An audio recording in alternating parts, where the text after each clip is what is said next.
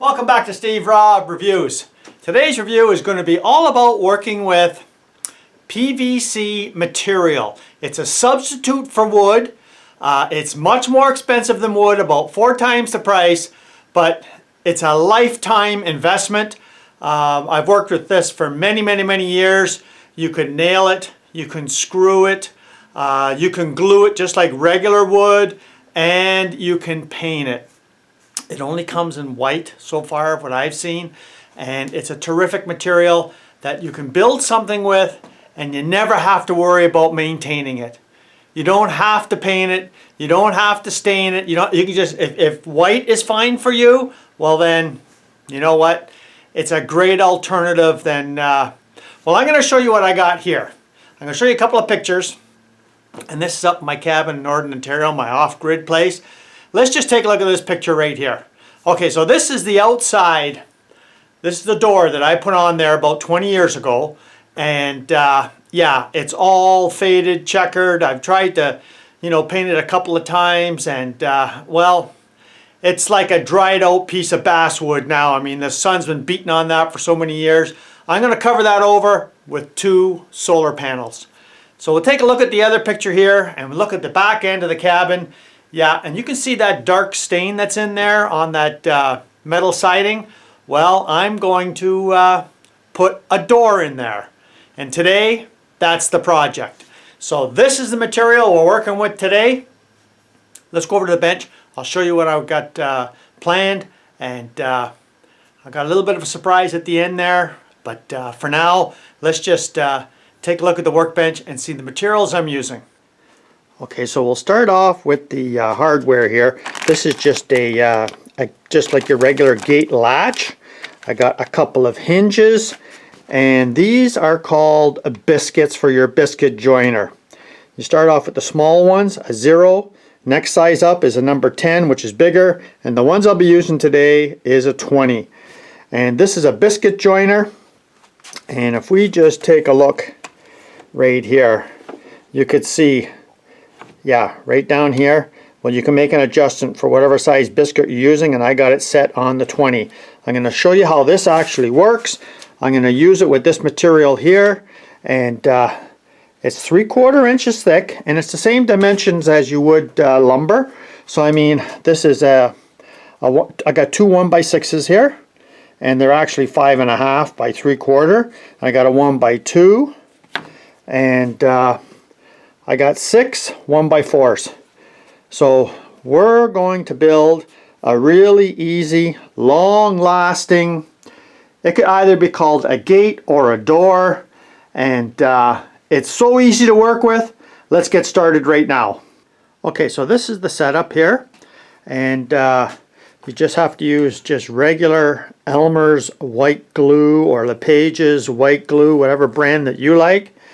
And you can see the texture is different on one side than the other, so it's best to work on the opposite side. It's much easier to mark with. So as you can see here, these are the biscuits. I'm going to show you how they go in, and you just mark some lines like I'm doing here. So they all have to be in a straight line, like pretty close, right? And the biscuit will go in the center of each line. And the best thing to do is to actually mark like I did here, 1 1, so you know these 2 pieces go together, 2 2, 3 3, 4 4, and 5 5. Now this door or gate going into my loft is 30 wide, 33 long, and this is the piece that I got left over, 2 of these pieces left over from each 1x6. So all we have to do now is I'm going to show you how to actually put them together. Now you have to have like a flat surface is best, because once I glue this all in, then I'm just going to leave it here and let it dry for at least 2-3 hours before I can work on it anymore. So let's get to the use of the biscuit joiner, and I'll show you how easy it is to put sections all together. Now whether you're working with this material or oak, maple, birch, no matter what wood, or if you're working with PVC, they're all the same, and these biscuits are very inexpensive and they do a great job at keeping your material the same, you know, like it's not going to go up and down on you. It'll keep the material at the same flush level, you know, within reason. And the best part is all you have to do is glue the seam, and I'll show you how that's done. Put it together, set it, and forget it. So let's just take a look at the biscuit joiner here, and you could see that there's a center red line here, center red line here, and on the back side.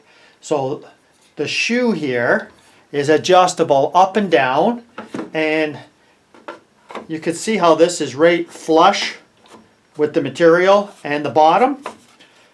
So when you press on this, it's going to come out to the size of the biscuit. So we set it for 20, so it's going to come out to this diameter as that blade spins. And all you do is you push it in until it stops cutting, and you're pretty much done. So when you bring it over to the material, you just put it down flush like this, and then you push it in towards the material after you've pulled the trigger and got it started, and it's as easy as that. So let's start cutting right now. Okay, so I'll just give you a better look at what I'm seeing from my end, because you could see the marks that I put all along. So the whole idea is all you have to do is just line up like close, you know, to the marks that you put on, and then you push the machine forward, and then it cuts a slot, and you do it on both sides of the wood. So I've got one propped up here, and I got it clamped on both sides, and then I got the one below that I put the marks in. So let's start using the biscuit joiner and show you how easy it is to join pieces of wood together or this nice PVC. Okay, here we go.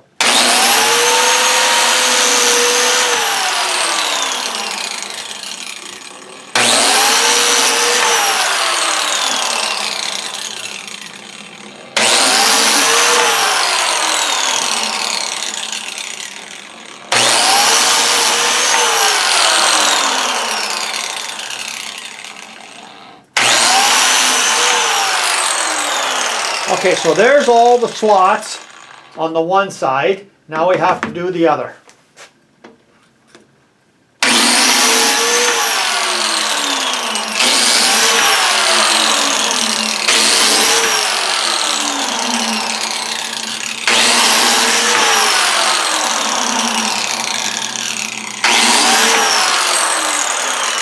Okay, so these are all done. Now, was that easy or what? So now let's just glue these together, and I'll show you how the biscuits go in and how much glue you should actually put on. Well, there you go. There's the pieces right there. And all I did was put a nice little bead all the way around. And then I just used my finger. You could use a small little acid brush if you wanted to. But a lot of this glue will actually go over the sides, so I only do a couple of pieces at a time. It's not like I'm going to do this whole thing all at once. And just using your regular, you know, wood glue on this, I tell you, it does not separate or fall apart or anything like that. If you wanted to use like outdoor wood glue, you could as well, I guess. I've never had the need to, but that's pretty much it right there. And the next thing I'm going to do is just take the biscuits and just center it on one side in the middle. Just put them in there just like that.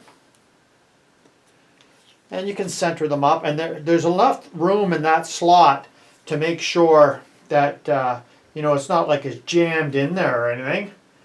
And then just get my little mallet here.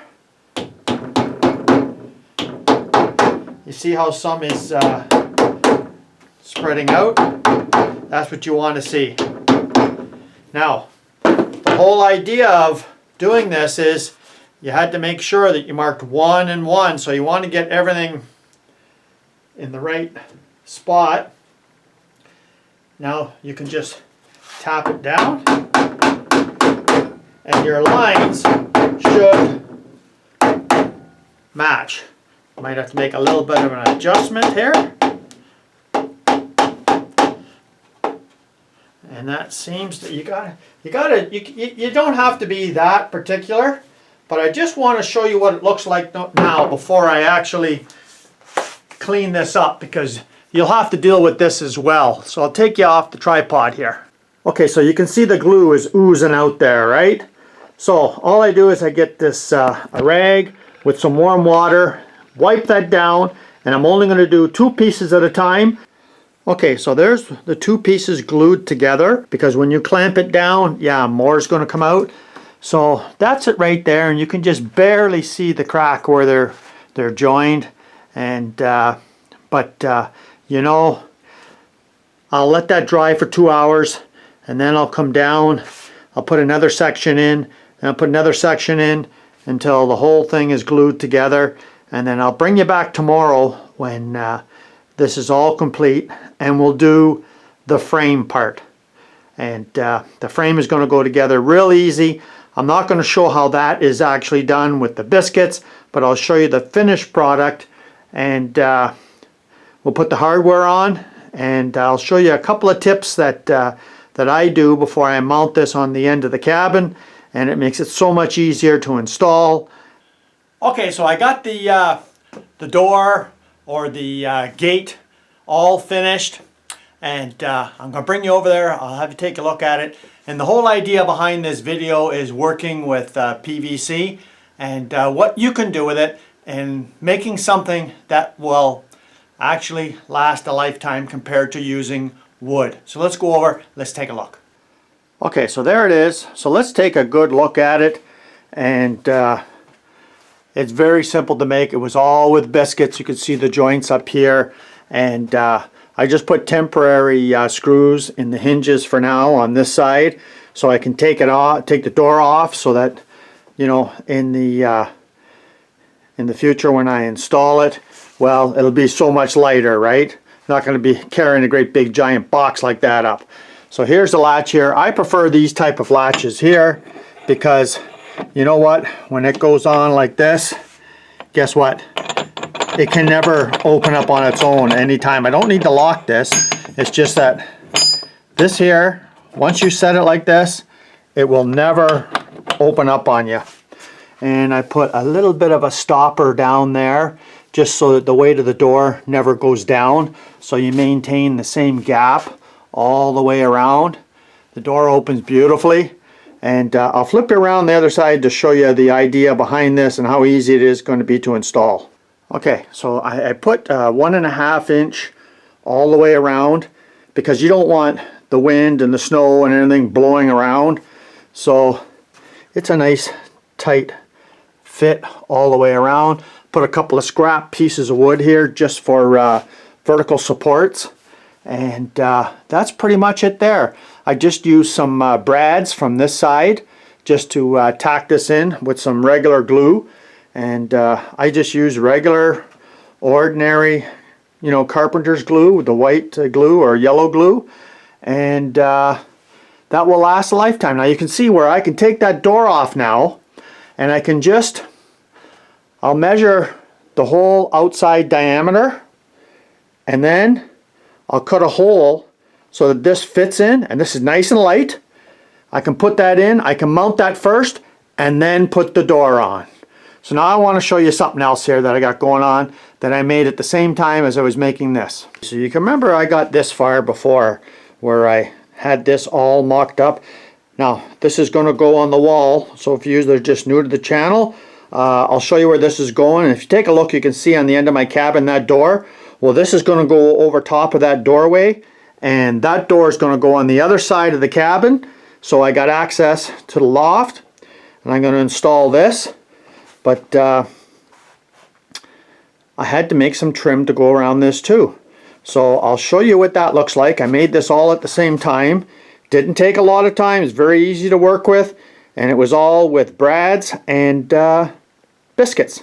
Okay, so I'll show you the back side first. So this would be the overlap for either end that goes over top of the angle, the aluminum angle I had on the solar panel. and this is the back side.